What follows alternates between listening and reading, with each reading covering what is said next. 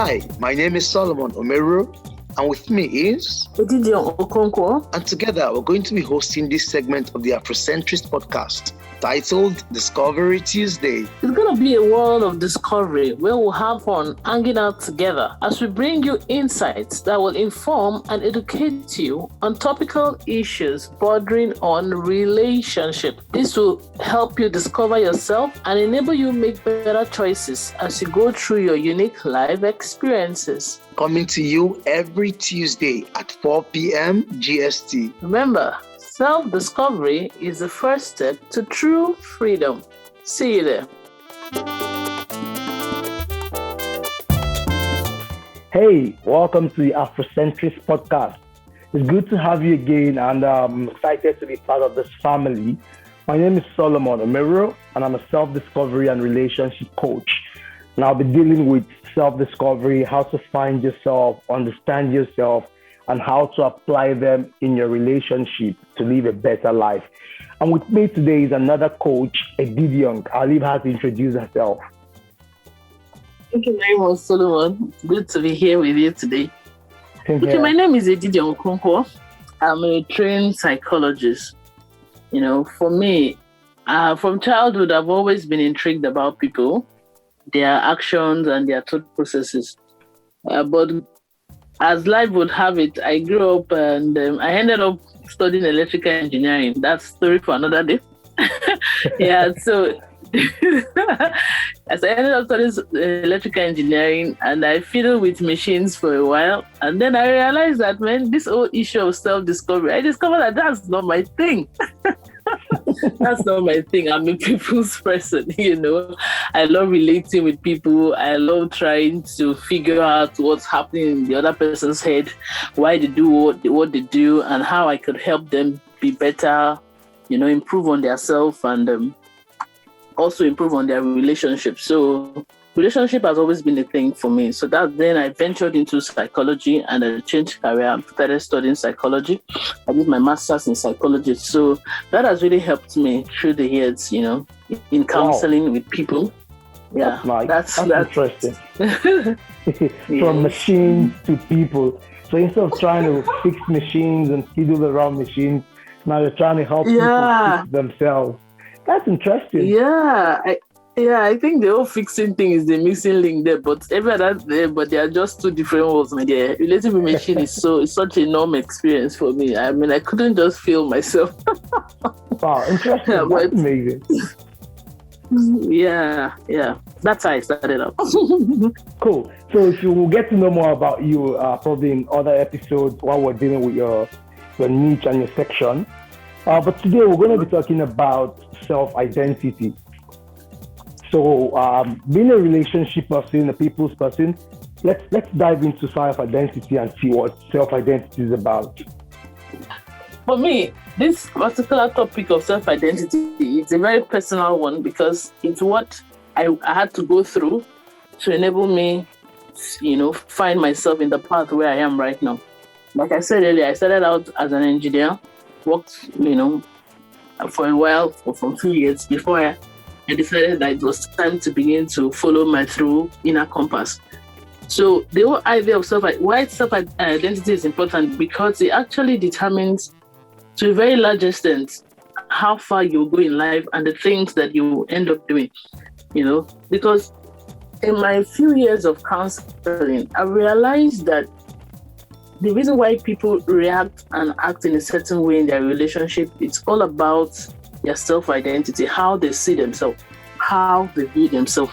So self-identity, it's born out of self-concept, which means how you see yourself, how you see yourself. That's the literal, layman interpretation of what self-identity is. It's how you see yourself, So it's possible that you have all the great attributes and abilities and interest in life, but if you don't reckon yourself as who you really are, it will affect how productive you can be. It's possible that you can even have access to knowledge, but yet your result is a product of your self-identity. So self-identity affects literally everything that you do. That's what makes this topic a very, very,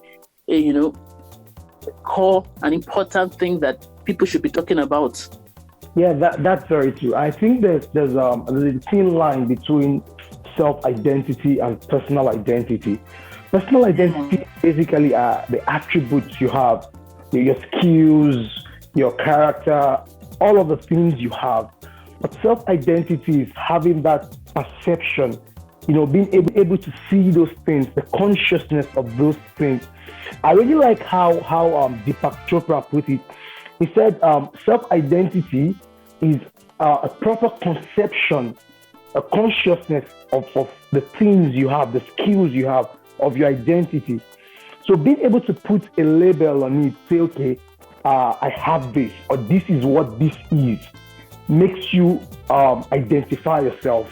For example, when you hear your name somewhere and you say, okay, for example, I say, you hear anywhere they say Edidiong, you respond, that's your name. So that's your personal identity. But over the while, like you said, you started off as an engineer down to a psychologist. So over the while, there's a shift to your self-identity with respect to your consciousness about yourself. Yes. That's one amazing thing about self-identity. I really... You're actually very right. Self-identity is something that we learn. It's not an inherent thing, that we are born with. You're born with your personal identity. That's who you are. But self-identity is something that you learn. So it's influenced by many factors, biological factors, environmental factors, social interaction. All of that plays a big role, in shaping and fine-tuning your self-identity. And it develops, like you rightly said, through childhood, early adulthood. It is more easily changed, in childhood. Is updated in early childhood, in early adulthood.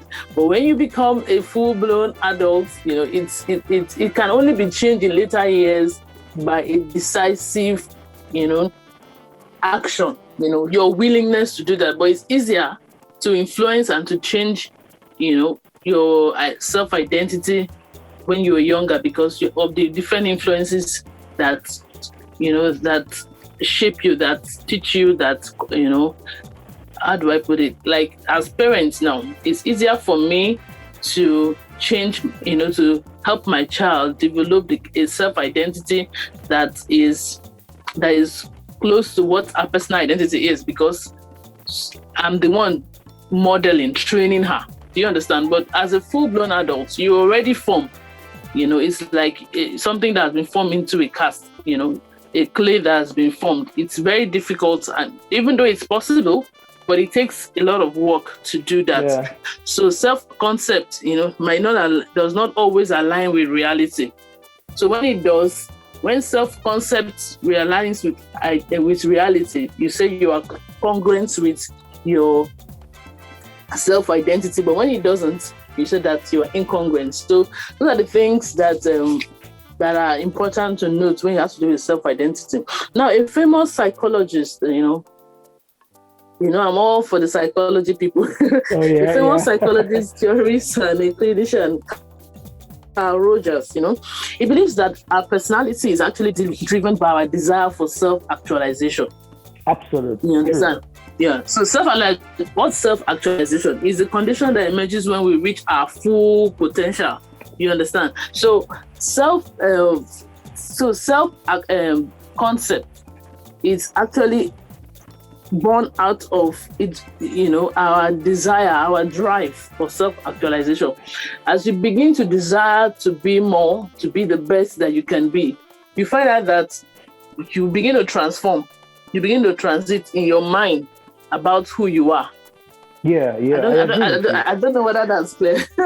Yeah, I agree with you. I don't want to go all psychologically or you guys are philosophical. Yeah, but it's a process. It's a process. It changes with time and with age and with the effects of different influences around you. So that's what personal identity is.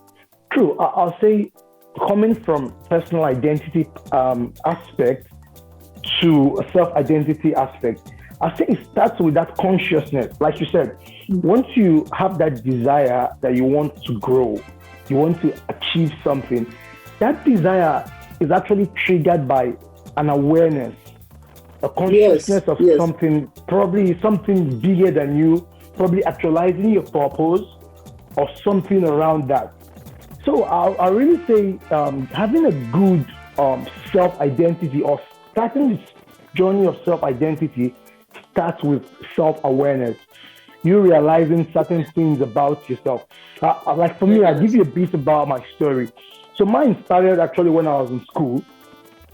I got to a point where I made up my mind I wanted to be successful, or I want to be successful because I still want to. So I wouldn't use the past tense. So I want to and then I started looking for what success means. So what I started doing was I was just looking up to different people. So once I look at you and I feel you're successful in your field, I start imitating you. And then the next day or the next minute, I see someone else, I start imitating the other person. So I started having different characters. You know, you want to be like this person, you want to be like the other person. So that identity, me, my actual self was missing because I just wanted to be like other people. And then I kept on going around and around, trying to find answers, to the extent that I became uncomfortable with myself because I'm this person today, I'm the other person tomorrow. Conflicting emotions, different people have different thoughts about you. And I wasn't happy because that wasn't really me. I was literally trying to imitate people's identity. At the point I dived into books, started reading and everything. And then I found this statement that says, self-discovery is the first step to true freedom. Wow. That changed my life. That was a turning point. I was like, okay, instead of looking up to people and trying to be like them, who am I? I started diving into myself, understanding myself, trying to interpret my emotions, trying to place a name to everything I do and why I do them, who I want to be. So I started creating an identity for myself. It wasn't, I wouldn't say it wasn't really an easy step, but it was something I enjoyed doing. So it's where I came to a point where I said, this is me, and this is what I want to be, or this is who I am, and I stood for that. So I think that's literally what the journey of self-identity means. You having that awareness and creating or discovering yourself. That's what self-identity is. You saying, okay, this is me, this is what I want to be. So creating a link between who you are and who you want to be and standing by it. And every one of us have an identity, or has an identity rather. We just have to understand that identity and work with it. Very true about the age that we are in. We find out that the internet plays it's also a big influence on, how our young adolescents and youths, begin to identify themselves. There's a lot of role play here. I want to be like Jay-Z. I want to be like Rihanna. You understand? I want to be like Beyonce. So we begin to adopt things that are actually maybe alien to our personality. And just because we want to feel among, we want to, want our lives to reflect the supermodels, the models, and the models that the world celebrates. The people celebrities that the world celebrates. So there's a lot of false identity that people are walking about with. So I really, that's your epiphany moment, let me call it that way, that place where it hits you and you just realize that, man, for me to be truly free, I need to know myself. I need to know myself. That hits it home because we need to be students of ourselves. If need be, you have a PhD, whatever. You can go beyond and above, just in the knowledge of yourself, because we keep evolving. True. We keep evolving. That's where the role of all these personality tests, comes in. It helps you to discover yourself. It helps you to, understand your unique abilities, your unique traits, and how you can harness it, and the profession that suits your personality. All of that is what helps you to define your self-identity. But most importantly, for me, my journey of self-identity had to do with, having that time of self-appraisal, having to talk to God, because God is actually my maker. A manufacturer knows manufacturer stands in a place of being the best person to describe what the item, what the product can be used for, what it can do. So God actually made us, and He put something unique in us, and He brought us here for a certain purpose. So as I begin to discover myself, I'll begin to discover the purpose of God for my life, and I begin to acquire and also fan into flames the talents, the abilities that He has given me. Because just like a manufacturer, for a particular product to work, there are so many things, there are so many circuits and so many, elements inside that particular product that helps it to, to be effective, to do the work that it was built to do. So also, God had put unique traits, unique abilities, special gifts in us that enables us to, function effectively and maximally. So self-identity is supposed to be a discovery. You're supposed to be on a journey of self-discovery, so that you begin to identify what are those things in me that makes me unique, and begin to fan them into flame. So it's such a powerful tool, in accomplishing our goals and our objectives. Yeah. So and I think everyone can create an identity for themselves. Everyone can create an identity for themselves. You just have to follow the steps, like get into that consciousness space, that self-awareness space, understand yourself. And it's okay to probably look up to some celebrities or someone whom you like what they're doing or aspire to be like them. But the truth there is, don't lose yourself while doing that. Because, there are Yeah. Mm-hmm. There are a lot of people in the world. You're very right. Each and every one of us is unique. So in as much as you want to be like the other person, or you admire the other person, I think, you could learn one or two things from them, but don't lose yourself. Like you explained, there's a special ingredient in each and every one of us that makes us special. So if you just keep a touch of that ingredient in you while trying to get other knowledge and skills, it makes the whole difference. It helps you shine and stand out there. So I'll say we need to learn how to create that self-identity. And one of the things for me was, one, understanding my value. Yes. Immediately I came to the point where I wanted to know who I am. I just needed to understand what works for me, what I represent. That's what value is all about. Oh, yes. You want to say something? It is said that if you don't stand for something, you will fall for anything. Your values actually describe your boundaries, the things that you can do and the things you cannot do.